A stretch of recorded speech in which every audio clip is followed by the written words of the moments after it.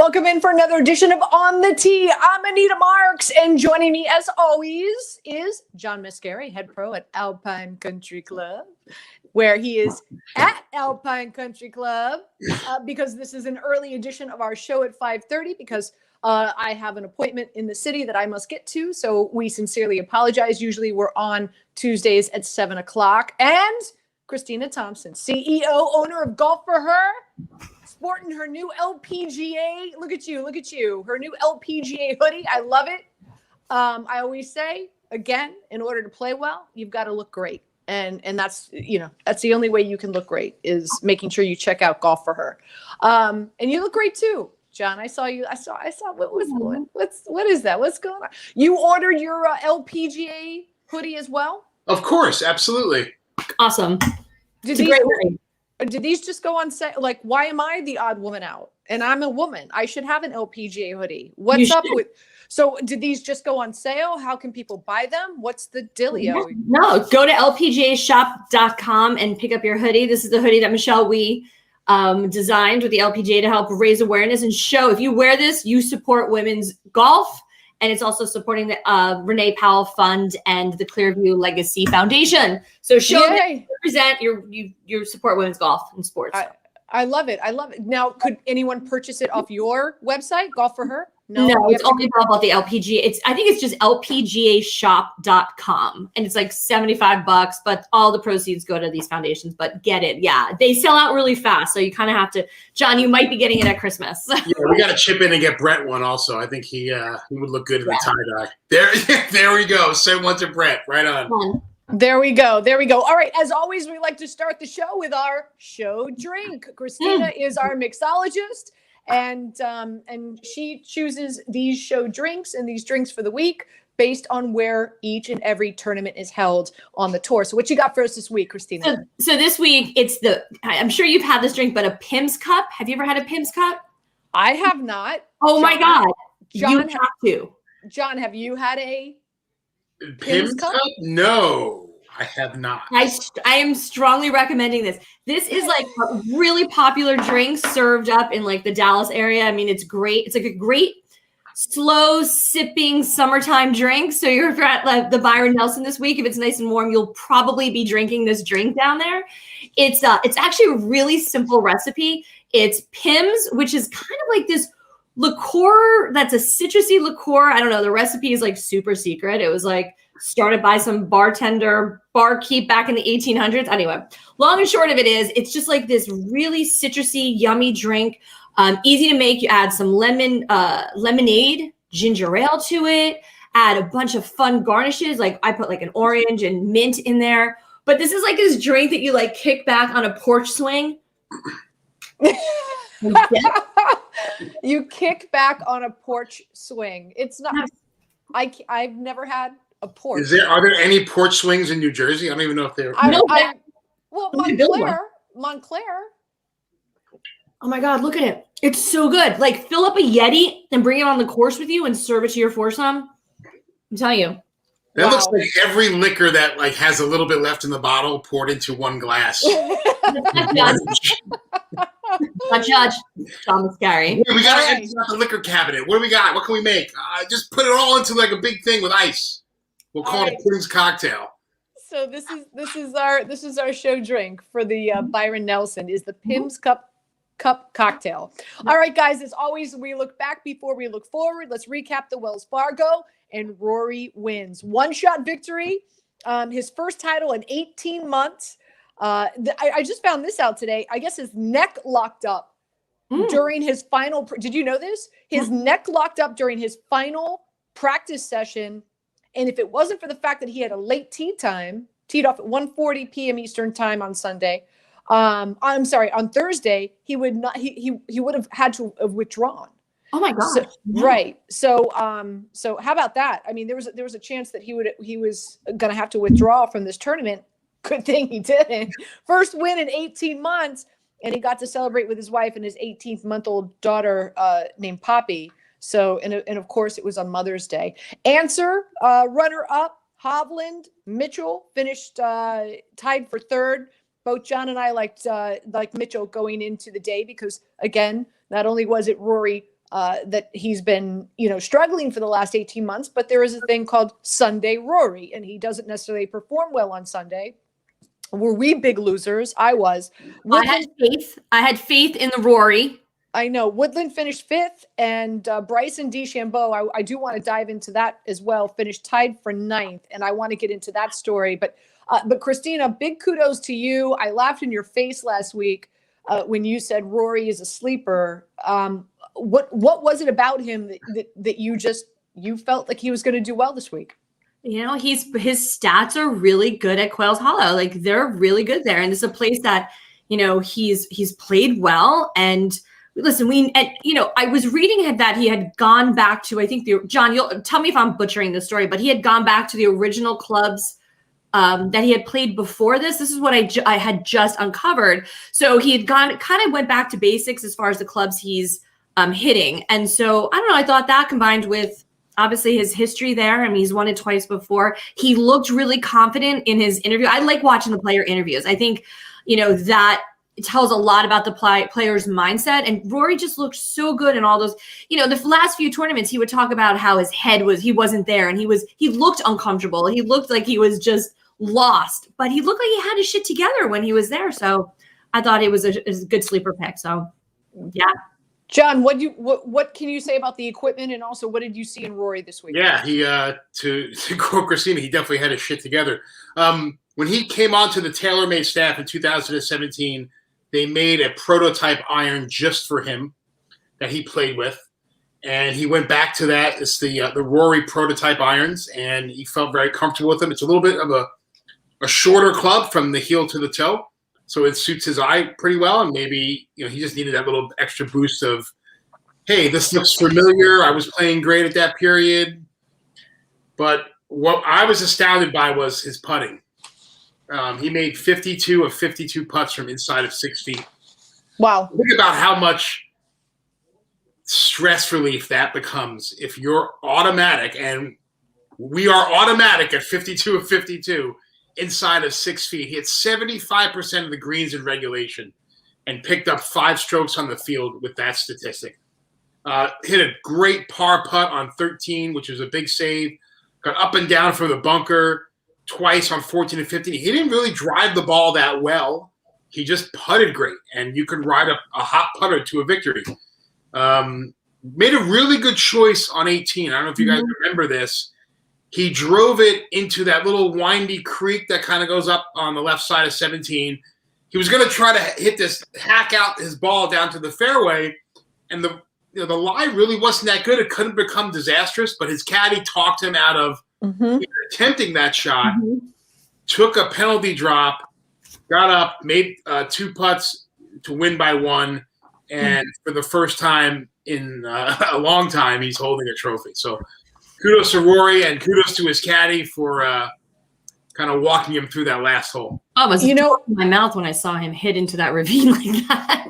So Woodland, as I said, finished 5th. Now, keep in mind, and John, you and I talked about this on our Sunday show on 98.7 ESPN, and that is the coach that now Rory is working with. And because I guess I want to assume he was there and he's been traveling, Woodland has been able to spend some time with him as well. And Woodland said that has paid off for him as well. So they're both sharing the same coach, correct? Yeah, Peter Cowan is working with both of those gentlemen. And a few shows back, we talked about when Rory made the change and how Pete Cowan kind of handles his fees.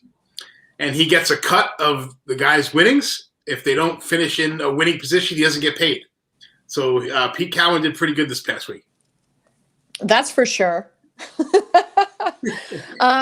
going to get into the PGA Championship odds right now. And with Rory winning this, believe it or not, he's at the top now. He's favored to win the PGA Championship. Curious to get your thoughts on that. Marinate in that for a minute. But as always, we like to take a look at the FedEx Cup standings after each and every tournament. And we've got Bryson DeChambeau back at the top. He was second last week. He's back at the top. Oh, that's what I wanted to do. So Bryson DeChambeau, and anyone watching this show, I'm sure knows the story. If you're a golfer, you follow golf, you know the story. I mean, here's the thing. Thought he missed the cut. Got on a flight, flew back to Dallas, went straight into the gym, was working out, took photos of himself, put it on social media. And then all of a sudden, winds picked up in the afternoon on Friday. So the scores weren't great. He ended up making the cut and then had to fly back to North Carolina, had to charter a flight, which I'm sure he does all the time. But I guess, you know, in order, like the late notice, he couldn't get the flight until 2:30 in the morning. And then flew right back into North Carolina and shot a 68 on both Saturday and Sunday to finish tied for 10th. Are you kidding me? You can't make this shit up. Let me get my. Give me a break. I just can't. When I heard that the next day, I was like, wait, what? It wasn't like he was like frantically on the phone looking for like an aisle seat on Delta Flight 27 back to. He got home. He gets right to the gym, which is a whole nother story altogether. You know, if I'm getting off a private flight after missing the cut, I'm like getting a sub from Wawa and taking a nap. That's where you're going with that? A sub from Wawa? Have you ever had a sub from Wawa? I have. Well then. No hating on Wawa. I love Wawa. Who doesn't love Wawa? You can't drive past a Wawa. I know. I have to stop. I'm like, I just ate like 30 minutes ago. All right, I'll have a shorty with chicken salad. All right. But I mean, it's just crazy that he got on the flight and then he turned around. But these guys, they finish their round and they hop on their private jets and they bolt out of there so fast. I understand, but to shoot a 68 and then come back. And to come back and finish in the top 10, I mean, shit. He should do that more often. He should go home between tournaments and maybe he'll finish better. Maybe it'll help his team a little bit. So he pops right back up to 1 in the FedEx Cup standings at 1,654 points. Justin Thomas right behind him at 1,634. So he's just knocking on the door. Hovland, again, who finished, where did Hovland tied for 3rd? So now he's up 3rd in the FedEx Cup standing. Shoffley, Cameron Smith, Stuart Sink, Cantlay, Spieth is at 8. Decky is still at 9. Hasn't teed it up yet since the Masters, but he's still there at 9. And then Dustin Johnson rounds it out in the top 10. So that's where everybody stands right now. And again, the PGA Championship odds, now that Rory won, he is now favored 10-1. Dustin Johnson had to pull out of the Byron Nelson. We're going to get to that in a minute. He's still at 12-1, or he drops to 12-1. Rahm as well. Justin Thomas 14, DeChambeau 14, Spieth 16, Hovland 25. I'm just looking at guys. Berger 33, Webb Simpson 33, Willie Zalatoris 40-1. We got to talk about Willie for a minute. Scheffler, your guy, John. Scotty Scheffler 45-1. I like him this week, by the way. Mm-hmm. And Abe Answer in there, he rounds it out at 50-1. But anyway, so really quick before we do talk about Willie Zalatoris, based on what you guys saw this weekend with Rory, are you going to put money down on him to win the PGA Championship? You are? John, no, big no. I like it. If Rory can keep with what he's doing and working, I love this guy. I think he's just such a good golfer. I love rooting for him. And I think if he can figure it out and keep doing what he's doing, I think he has a really good chance. John, why aren't you putting he's going to make 52 out of 52 from 6 feet again? No, he went into last week's tournament ranked 108th or 106th in putting. 108th in putting. 108th in putting. So no, he's not going to putt like that again. No, he's not. That's the only reason he won this week. Yeah, I'm not putting money on him. Christina's the only. But you know what, Christina's won more this season than you and I combined, John. I know. She's got money for all those hoodies. That's right.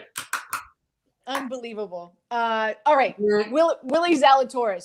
You guys made fun of me when I sat there and I poo-pooed the fact that he got engaged. What did I say? He's going to get engaged, and that money, that ATM finishing the top 20 is going to go away. Dude didn't even make the cut. It's not even like he made the cut and then he finished outside of the top 20. He didn't even make the cut. So, I'm sorry. I know I sound very shallow here, and I am a hopeless romantic.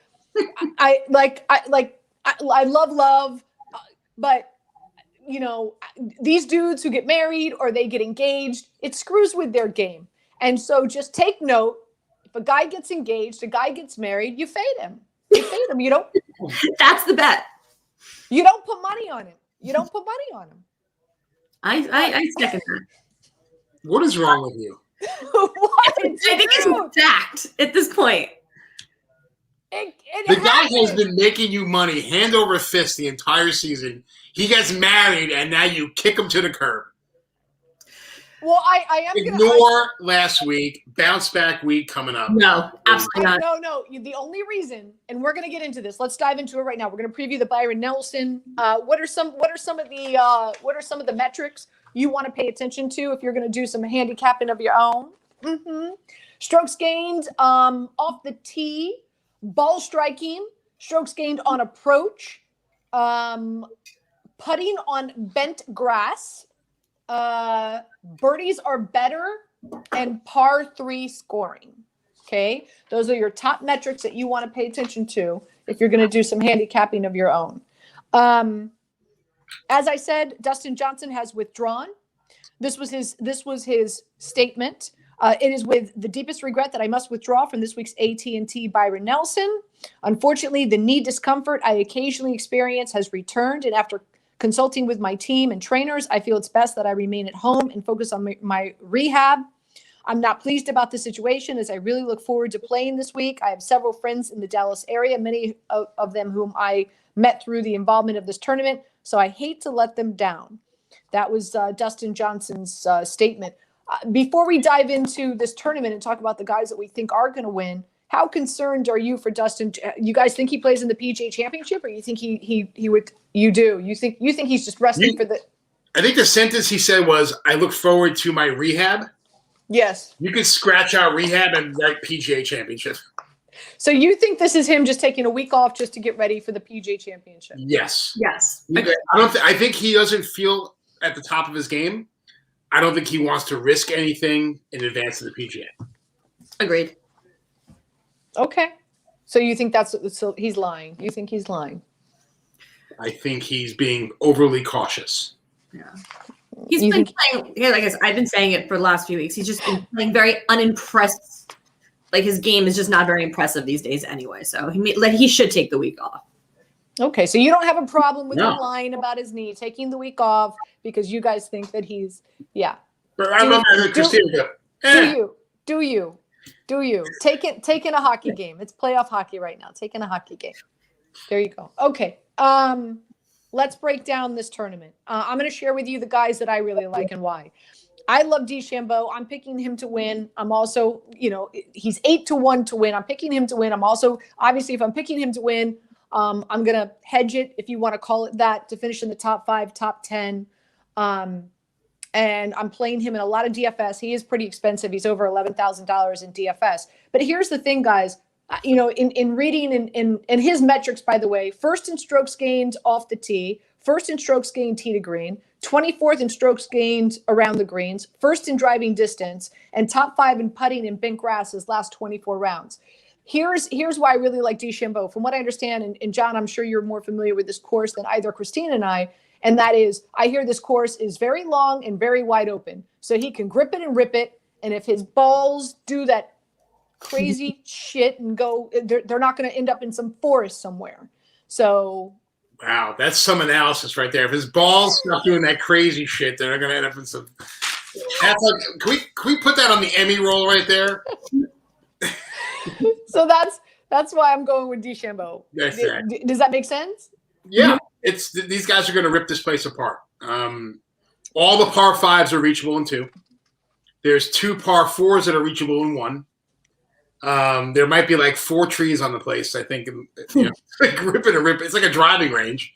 Right. And yeah, the long hitters have a distinct advantage. So guys like DeChambeau, I like John Rahm also this week as well. But I'm still on the Willie Z train, so I think he's going to have a nice bounce back this week. So really quick, Christina, before we get to you, I just want to share with you. So I've got DeChambeau, top 5. I've got your guy, Scotty Scheffler. Top 10, I've got Spieth and Willie. And keep in mind, Scheffler, Spieth, and Willie, all from the Texas area. And that's a big reason. Not only am I looking at guys that their metrics scream that this is a good fit for the course, but also they're familiar with it. I read the first time Scheffler played this course, he was 9 years old. He's been playing this course since he was 9 years old. So I really like that. Top 20, I'm going with Fitzpatrick, Sam Burns, who's having a really great season so far. Schwartzel, I do like Rahm. There's a great bet. Rahm to finish as the best continental European finisher at plus 110, and Leishman to finish as the best Australian golfer this week. But probably my favorite bet, and I'm curious to get your guys' thoughts on this, is Jordan Spieth in match play, having a better 4 days, finishing with a better score at the end of the day on Sunday over Decky. Because let's be honest, Decky, he hasn't played since the Masters, and he's been on, I'm sure, a celebrity tour all around Asia, right? All around Asia, all around. Like, I mean, it's just, I'm sure that his life has been a whirlwind since he won the Masters. So that's my favorite is Spieth over Decky for the tournament. Yeah. Christina, who are you eyeing? You know, I like that. I like Spieth over Decky for sure. Spieth, which I didn't realize had COVID right off 10 days after the Masters. So that's why he bailed out of Valspar, which I thought was interesting. He said he was home resting these last few weeks. So I originally was leaning towards Spieth for this. I don't know. I'm gonna bail on Spieth because I really liked him to win this tournament back in Texas, but I'm leading to Wait, so time out. You're fading Spieth because he had COVID. Did he say that it hit him pretty hard? Is there? He said he's a little rusty. You know, he was tired and he got beat up by a little bit. So I don't know. I think he hasn't really practiced that much. He said so. I don't know. I mean, listen, he's a great player. He's been playing great. He's going to do really well. I'm just not gonna. I pick him maybe top 5. I'm not gonna pick him to win this tournament. Although I was going into this before I listened to the interview earlier today, I was picking Spieth. I liked Willie Z, but then again, he's another one who, I know last week, I know his performance at Quail Hollow was very uncharacteristic for him for sure. But I think he's been waiting for this tournament. I think he's got a lot of adrenaline, and I think a lot of these players, when they play in their home course or their home area, and they've got their family and friends there, this adrenaline that they just kind of overpower the course. I'm going to Scotty Scheffler. I just think that if he can just roll in some birdies and he's got a lot of fairway to play with, I think he's going to play really well. Like you said, he's been playing there since he was little. He's familiar with the course, played there when he was 17. I mean, yeah, I like him. I like him a lot this week. So can I see your drink again, Christina? I just want to make sure that halfway gone. Exactly, because you sound like you're wasted with those comments. You're fading Jordan Spieth? Like, okay, in his past 8 events, he's got 7 top 15s, 5 top 5s, a victory. Since the start of 2021, he's the only player on the tour who's gaining over 2 strokes on the field in strokes gained. And then Hideki he's probably 15 pounds heavier right now. 100%. All over, up and down Japan. People are buying him sake everywhere he goes. He's doing all the talk shows. He's Didn't he just became a prime minister, right? Like, was it practicing? What? You think he's actually like out there grinding and practicing, getting ready? Yeah, no, he did. He got a ministry award. He did. He's been a rock star, and he's back. But listen, he's inside the ropes now, right? He's almost like like the George Costanza, like leave on a high note. Like, all right, I won the Masters. All right, everybody, I'll see you later. You can't top that. So, I don't know, I'm fading Hideki. I'm on board with Spieth. I like Rahm to win. Scheffler top 5. Zalatoris, I mentioned top 10 for me. I love Leishman also as a top 10 pick. Anita, I know you mentioned him before. Also Schwartzel, I think will play well this week as well. So we have a lot of the same guys. Again, you could get Leishman best Australian finisher at plus 150. I like that a lot. So DFS, John, why don't you share with us your DFS lineup? Yeah, so this was another week where like half of my guys didn't have pictures on the DFS website. Still, could we get Willie Z a picture, please? Still without a picture. We could throw the picture of him on one knee proposing. That's cold. That's cold. It's on I know, but it's just media. cold water. You go into that well way too many times, Anita. It's all over social media. They could, DraftKings, FanDuel, they could use Monkey Knife Fight. They could just use it. So I blew like 20,000 of my team on John Rahm and Willie Z. So I had to kind of do some maneuvering on my other 4 guys. So I took Sepp Straka. He's made the cut in 5 consecutive events, 13 of his last 17. He's a good deal at 7,300. John Catlin, also American guy who's been playing on the European tour, has been playing real well there. He's a good bargain at 7,200. Carlos Ortiz. I have Will Gordon, who's a 68 kind of bottom of the barrel guy. No offense, Will, but he ranks 5th on driving on tour on distance and 36 off shots, strokes gained off the tee. As we know, these are important categories at this golf course. You could spray it, and that's kind of his miss, as he tends to spray it here and there. But like we said before, it's a little open. And I think, did I mention Sepp Straka? Yes, you did. Ortiz, Straka, Zalatoris, Rahm, Gordon, and Catlin. There you go. I'm playing a lot of DeChambeau. I'll throw in, I'm either going DeChambeau or Spieth. So both John and I are not fading him. Christina is. I'm going Scheffler. And again, I'm going to, and I'm talking about Scheffler in regard to like the value in guys that I can kind of play around and replace him with. Willie Zalatoris, Fitzpatrick, and Burns. I'm playing Schwartzel. I'm also going to replace him in a few different lineups with List, Mitchell, and Gooch. I like, is it Gem? I hope I'm pronouncing it. Is it Gem? I'm hoping I'm pronouncing that properly. Straka, like you said, Hodge. I like Patrick Rogers, by the way, and I like Gordon. So Gim, Straka, Hodge, Rogers, and Gordon are the ones that you could find at like 7,000, 6,900, 6,800. And so those are the guys that I'm kind of filling in the bottom part of my DFS lineup. And the guys that I'm really rolling with is DeChambeau, Spieth, Scheffler, Willie Z, Fitzpatrick, Burns, Schwartzel, List, Mitchell, and Gooch. Christina, what you got for Monkey Knife Fight, babe? I realize I hate my picks. You always hate your picks. I do, but you win. I know. Hate your picks and you win. I know. I did the fantasy points. So I've got John. I have Rahm. The fantasy points are 102.5 points. So I have Rahm as more, which I think is a good one. But I went DeChambeau with less because I'm just not feeling DeChambeau right now. So I might have lost on that one. And then Spieth is the other one. I did another fantasy points with Spieth and Berger, and both of them I had more points for both of them than 100.5 points. So I don't know.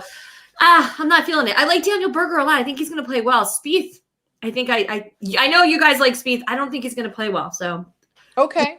Listen, I like Berger. John, I like Berger this week. You like Joe? We really didn't mention him. Do you like Berger this week? I like him. Finishing the top 20.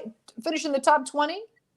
I'll put some money down on Berger. Okay. All right. Good talk, Russ. Okay. I mean, I felt like you named like 30 guys. Yeah, sure. You know what? Throw a couple of bucks on Berger too. I don't know. If I liked him, I would have mentioned him. Okay. Again, my favorite play is Spieth over Decky for the match, and you could get that at -125. I think that's the best bet that's out there right now. Just my 2 cents. All right, some other stories. Each and every week, we're going to talk about the player of the year, where it stands right now. Bryson DeChambeau, after his, I thought I didn't make the cut. Let me go home. Let me come back, and then shoots 268s on Saturday and Sunday. Spieth. Decky for winning the Masters, Justin Thomas for winning the Players Championship, Rahm's got 9 top 10s.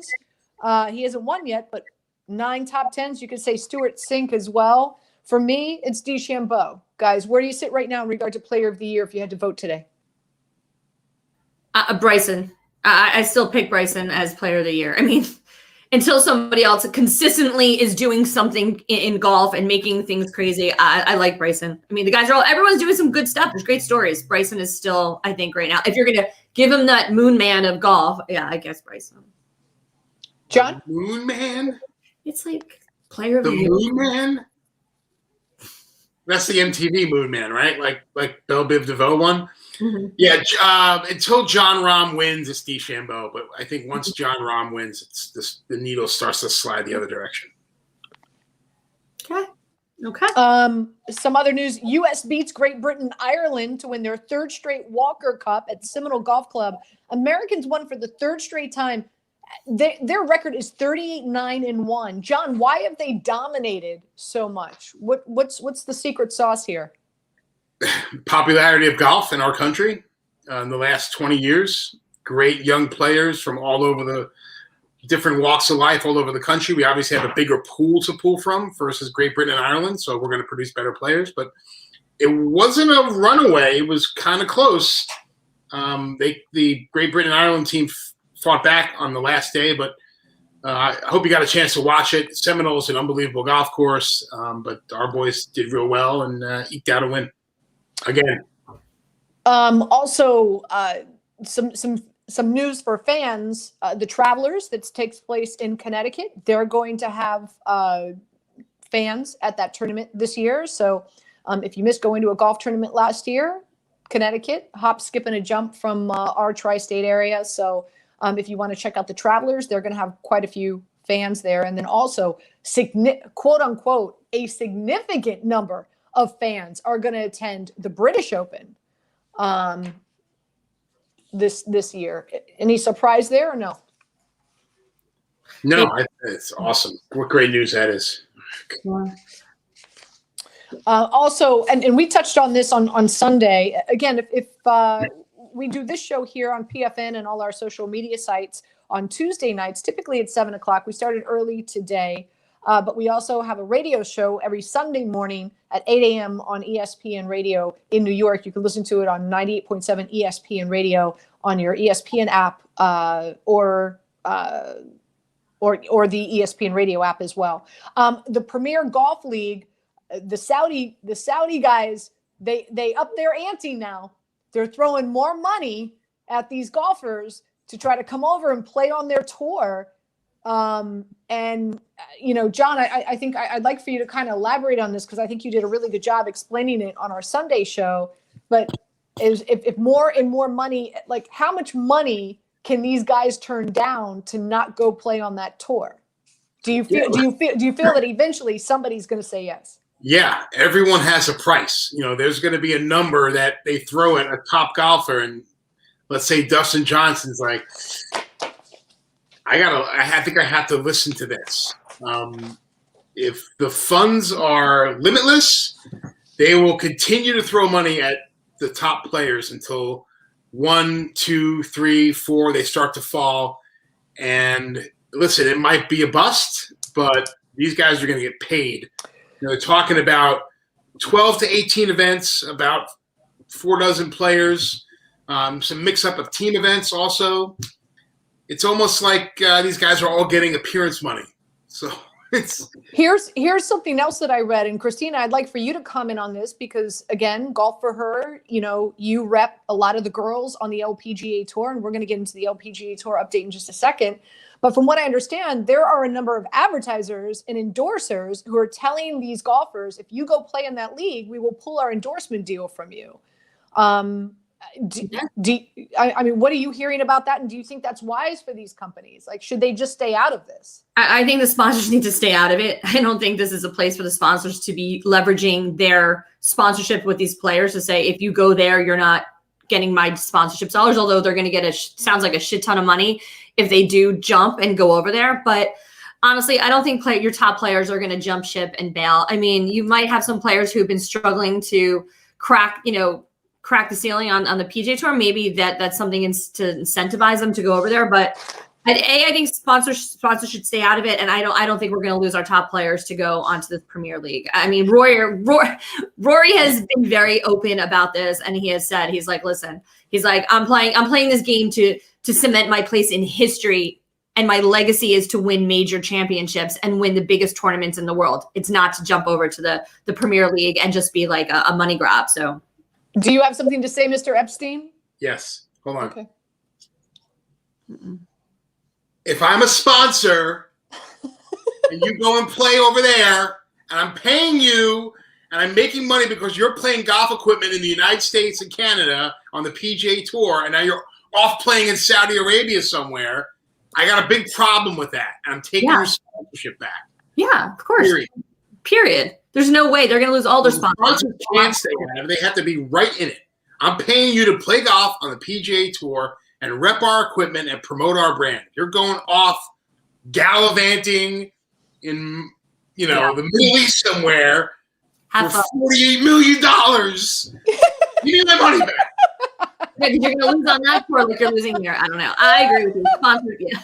Oh my God, that was like a scene out of a movie. All right, let's end with our LPGA update. Tell us what happened at the Honda LPGA in Thailand. It was a crazy tournament together. Another late night for me on a Saturday morning, early Sunday morning. But Arya Jutanagarn, she fired off a flawless 63, 9 under for the round to finish the tournament at 22 under, finally winning on her home soil of Thailand. It was the first time a Thai would win this tournament. They've been waiting for years to have a Thai win this championship. Arya, I mean, she's former world number 1. She made her debut at this tournament when she was 11 years old. So it's been a long time in the making for her to win this tournament. It was an emotional win for her. I mean, she had to beat out, she had a rally on that, last day to beat out an 18-year-old rookie, Ataya Tidikal, and Hattie Tabatanikit. I almost messed up her name. I was on the tip of my tongue. You're a champion. You're a champion with names. I got it. So she it was such an emotional win for her. So I'm just glad to see that, because honestly, she thought about quitting the game. She struggled for the last few years. I mean, she dropped out of her top spot. I mean, she dipped down. She wasn't really winning. She was going to take a little time off, and I'm just glad that she didn't, because her and her caddy, Peter Godfrey, who's Jane Park, repping golf for her on his shirt in Thailand, if you didn't catch that. So it was a special win for her, and I'm just happy that Thailand finally got their winner. So next up, they're off, right, for a few weeks. Next up, May 20th through the 23rd, the Pure Silk Championship, and this is going to be in Virginia. This is their next tournament, right? Yep, Kings Mill, Virginia. Great tournament. If you're watching this and you live in the Virginia area, if you can go to this tournament, go to this tournament. It's one of my favorite. Other than our Jersey tournaments, this is a great tournament to attend. Okay. All right, fantastic. Any final thoughts before we sign off for tonight, ladies and gentlemen? Yeah. No? Okay. So again, just to recap in regard to the Byron Nelson that starts on Thursday, and I see that the drink is almost gone, Christina Thompson. So I'm going with Bryson DeChambeau. That's who my winner is. John, who's your overall winner? John Rahm. Okay. I'm sorry, John Rahm. John Rahm and Christina? Scheffler. Scotty Scheffler. There you go. All right. So DeChambeau, Rahm, and Scheffler. That's who we're all picking.